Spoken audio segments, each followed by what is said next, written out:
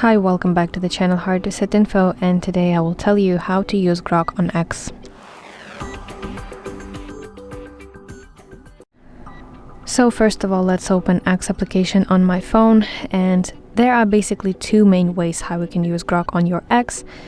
And the first way that you can use it is open Grok directly. So at the bottom navigation bar you should see this icon of Grok. Tap it and this will redirect you to Grok chat interface. So here in this box you can type your question, let's ask him something, then you can send it and Grok will respond in the chat format. And the second way how you can use Grok is in replies.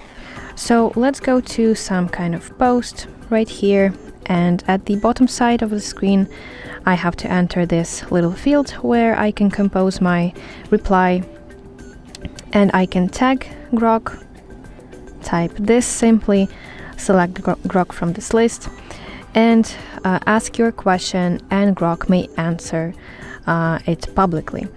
So let's search, let's type, for example, can you summarize the key point here?